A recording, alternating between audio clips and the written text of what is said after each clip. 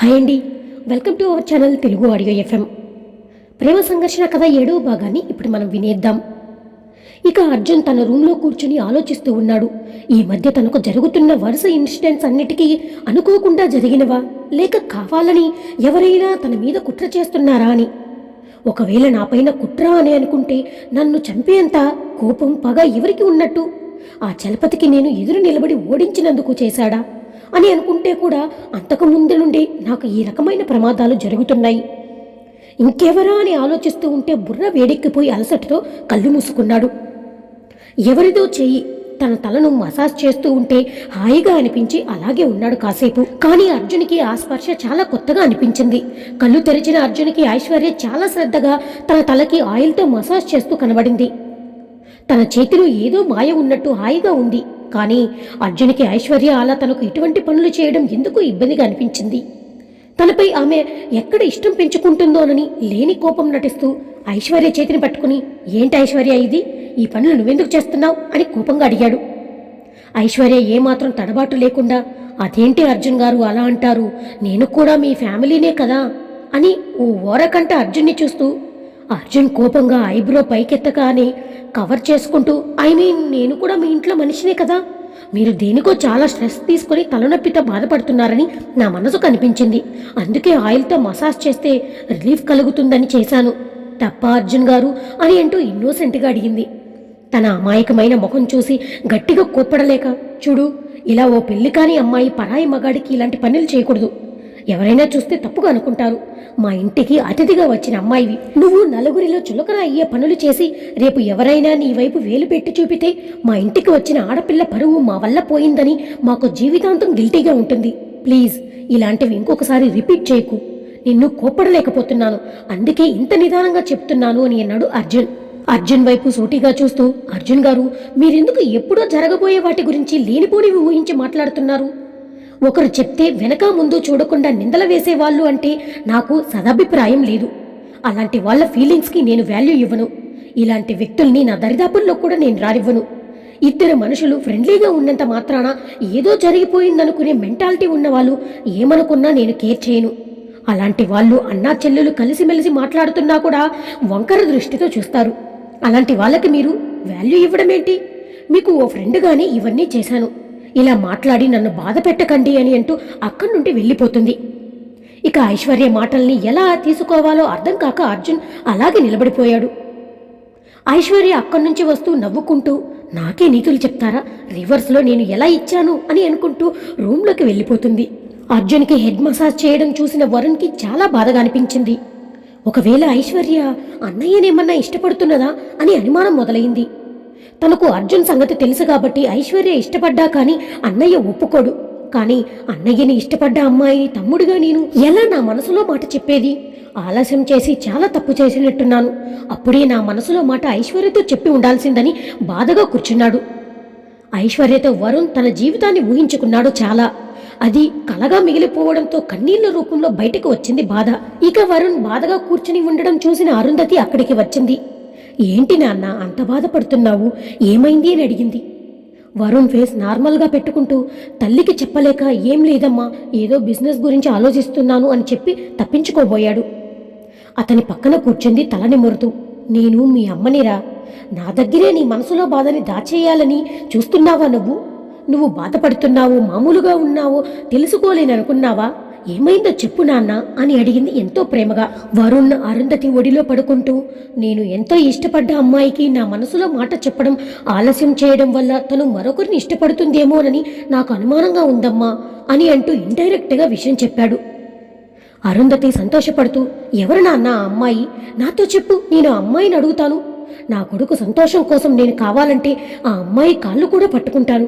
నీ సంతోషమే నాకు ముఖ్యం, చెప్పు నాన్న, ఎవరో అమ్మాయి అని అడిగింది. వరుణ్ చెప్పడానికి తటపటాయిస్తుంటే, పర్వాలేదు చెప్పు నాన్న అని అంది. వరుణ్ గాఢంగా ఊపిరి పీల్చుకుని వదిలి, నేను ఐశ్వర్యని పూజ పెళ్లిలో చూసినప్పుడే ఇష్టపడ్డానమ్మా, కానీ అప్పుడు నా చదువు అవ్వలేదు. నేను బిజినెస్లో నిలదొక్కున్న తర్వాత చూద్దామని ఆలస్యం చేశాను. ఆ తర్వాత తనని వెతికాను కానీ తెలుసుకోలేకపోయాను. తర్వాత తనని ఎయిర్పోర్ట్లో చూసి చాలా హ్యాపీగా ఫీల్ అయ్యాను. తను నాకు వరసకి మరదలు కదా, నా మనసులో మాట చెప్పి తనని పెళ్లి చేసుకోవాలి అని అనుకున్నాను. కానీ ఐశ్వర్య అన్నయ్య ఇష్టపడుతున్నట్లు నా మనసు కనిపిస్తుంది. అన్నయ్యని ఇష్టపడ్డ అమ్మాయిని ఏ మొహం పెట్టుకుని నా మనసులో మాట చెప్పాలమ్మా, నువ్వే చెప్పు. తను అన్నయ్యని ఇష్టపడుతుందని నాకు తెలియదప్పుడు. తనని ఇష్టపడి తప్పు చేశానా అని అరుంధతి వైపు చూశాడు. అరుంధతి బాధగా వరుణ్ వైపు చూస్తూ, నువ్వు ఏ తప్పు చేయలేదు నాన్న. నువ్వు మనసుపడ్డ అమ్మాయి నీ మనసులో మాట చెప్పడం ఆలస్యం చేశావు. అది కూడా పరిస్థితుల ప్రభావం వల్లే కదా. నువ్వు ఎలా అనుకుంటున్నావు ఐశ్వర్య ఇష్టపడుతుందని? ఎవరికైనా చెప్పడం నువ్వు చూశావా అని అడిగింది. లేదమ్మా అని అంటూ తను చూసిన విషయం చెప్తాడు. అంతే కదా, ఒకవేళ బావా అని చనువుతో చేసి ఉంటుంది కదా. అలా ఎందుకు ఆలోచించకూడదు నువ్వు? ఒకవేళ అర్జున్ గురించి తెలియక తను ఇష్టపడిన అర్జున్ తనని దగ్గరికి రానివ్వడు అని ఆ అమ్మాయికి తెలియదా ఇప్పటిదాకా? నీ భయాలు పక్కన పెట్టి నీ మనసులో మాట ఒకసారి ఆ అమ్మాయితో చెప్పి చూడు నాన్న అని అరుంధతి అనడంతో ఆలోచనలో పడ్డాడు వరుణ్. ఇక అరుంధతి వరుణ్ల మాటలు చలపతికి చేరవేశారు ఆ అజ్ఞాత వ్యక్తి. ఏం చేయాలో కూడా చెప్పి, ఈ దెబ్బతో ఆ అర్జునుగాడు మానసికంగా చచ్చిపోవాలి, ఆ పనిలో ఉండు అని పురమాయించారు. చలపతికి బందరు లడ్డు దొరికినంత ఆనందంగా అనిపించింది. ఐశ్వర్య విషయం తెలియగానే నేను చూసుకుంటాను ఇక అని ఆ అర్జున్ని ఎలా సంతోషంగా ఉంటాడో నేను చూస్తాను. నన్ను ఇంత అవమానాల పాలు చేసిన వాడిని ఊరికే వదులుతానా అని అన్నాడు. మాటల్లో కాదు చేతల్లో చూపించని సెటైర్ వేశారు ఆ అజ్ఞాత వ్యక్తి. చూస్తూ ఉండు, నా తడాకా చూపిస్తా అని అంటూ ఉక్రోషంగా వెళ్ళిపోయాడు చలపతి. వరుణ్ ఐశ్వర్యతో మాట్లాడాలని ధైర్యం కూడగట్టుకుని తన రూమ్ దగ్గరికి వెళ్ళాడు. కానీ అక్కడే నిలబడి తన ఎదురుగా వస్తే నా మనసులో మాట చెప్పగలనా అని సందేహంతో వెనక్కి తిరిగి వెళ్ళబోతున్న వరుణ్ణి అటుగా వస్తూ పూజ చూసి, ఏంటి చిన్నన్నయ్య ఇక్కడ ఉన్నావు? ఐశ్వర్యతో ఏదైనా మాట్లాడాలా అని అడిగింది. అది పూజ అని ఏం చెప్పాలో అర్థం కాని వరుణ్కి పూజని చూసి ఒక ఐడియా వచ్చింది. ఎటూ పూజకి ఐశ్వర్య ఆడపడిచే కాక మంచి ఫ్రెండ్ కూడా, తనతో అడిగిస్తే అని అనుకుని, ఒకవేళ అన్నయ్య మీద తనకి ఏ అభిప్రాయం లేకపోతే నా ప్రపోజల్ని యాక్సెప్ట్ చేయొచ్చు కదా అని ఆలోచిస్తున్న వరుణ్ భుజం తట్టి, నేను అడుగుతూ ఉంటే సమాధానం చెప్పకుండా ఏదో ఆలోచిస్తున్నావు ఏంట్రా అన్నయ్య అని అంది పూజ. పూజ పిలుపుతో ఆ ఆలోచనల నుండి తేరుకుని, నీతో ఒక ముఖ్యమైన విషయం చెప్పాలి ఇలారా అని అంటూ పూజని తన రూమ్కి లాక్కొని పోయి పూజ చేతిని పట్టుకుని, నీతో ఒకటి చెప్తాను. అది, నేను ఐశ్వర్యని ప్రేమిస్తున్నాను. నువ్వు ఎలాగైనా నా మనసులో మాట ఐశ్వర్యకి చెప్పి తనని ఒప్పించవా పూజ? నేనే చెప్పేవాడిని, కానీ ధైర్యం సరిపోవడం లేదురా. ప్లీజ్ రా, ఈ హెల్ప్ చేయవా అని రిక్వెస్టింగ్గా పూజా వైపు చూశాడు వరుణ్. పూజాకి అప్పటికే దిమ్మ తిరిగిపోయింది.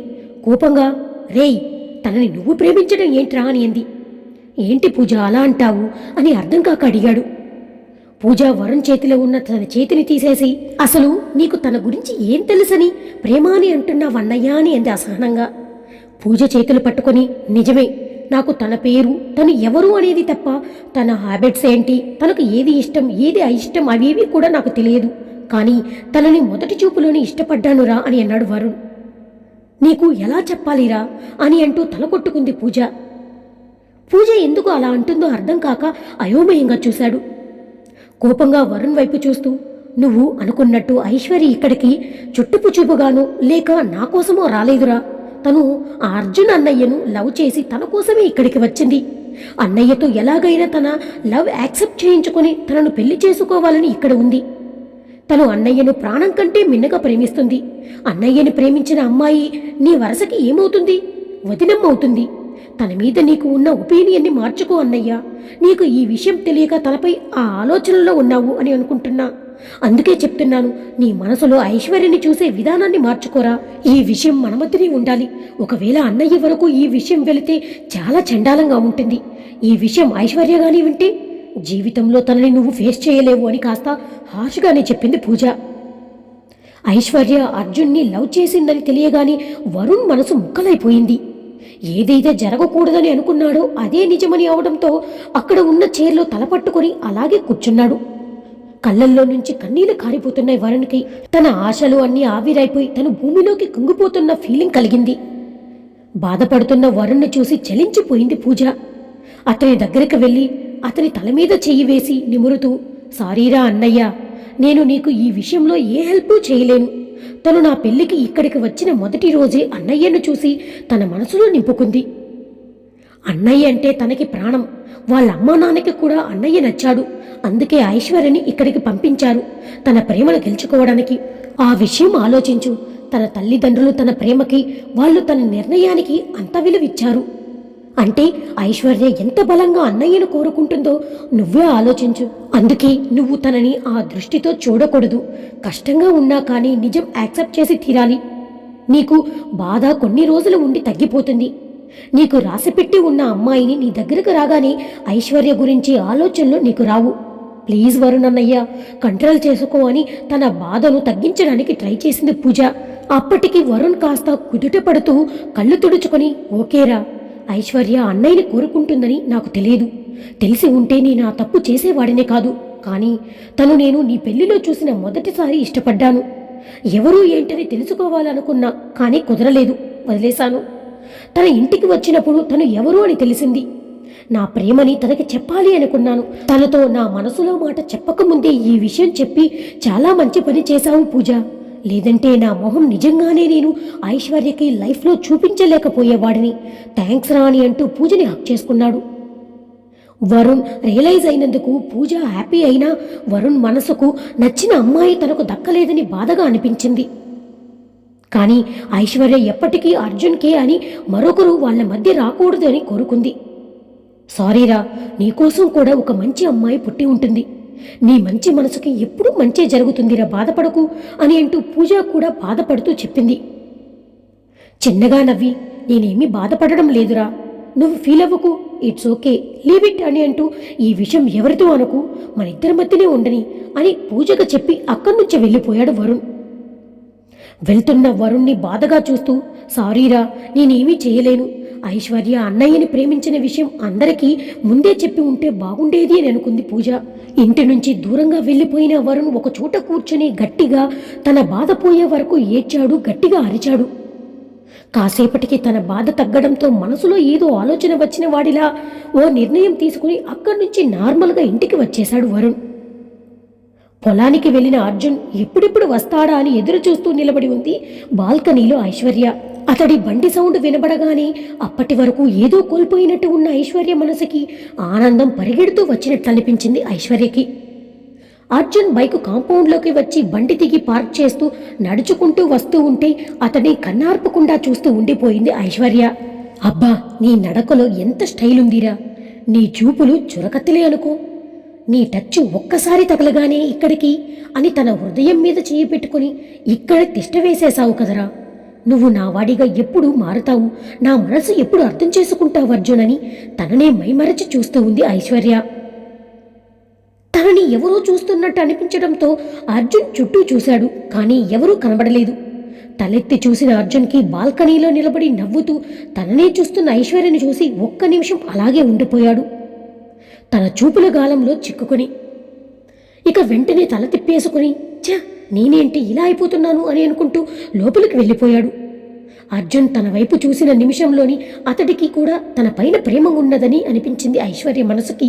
అలా అనిపించగానే ఐశ్వర్య మనసు గాలిలో తెలిపోయింది. మెల్లగా అర్జున్ తన వైపు వస్తున్నాడని లోపల డ్యాన్స్ వేసుకుంది. ఇక అర్జున్ నేరుగా తన రూమ్కి వెళ్ళి ఫ్రస్ట్రేషన్తో బెడ్ మీద కూర్చుని, ఐశ్వర్యకి తను ఎంత దూరంగా ఉంటే అంత మంచిది, తన మనసులో చూపుల్లో తనకి నాపై ఇష్టం ఏర్పడుతున్నట్లు తెలుస్తూ ఉంది, నేను తనతో నార్మల్గా మాట్లాడి కేర్ చూపించడం ప్రేమ అని అనుకుంటూ ఉంది, అందుకే తను నా వైపు అలా చూస్తూ ఉంది, నేను కూడా తన వైపు బెండైపోతానేమో, అలా జరగడానికి వీలు లేదు, ఒకసారి జరిగింది చాలు, నా లైఫ్లో మళ్ళీ వేరే అమ్మాయిని రానివ్వడం జరగని పని, ఇక మీదట ఐశ్వర్య విషయంలో నేను మరింత కఠినంగా ఉండాలి అని అనుకున్నాడు అర్జున్.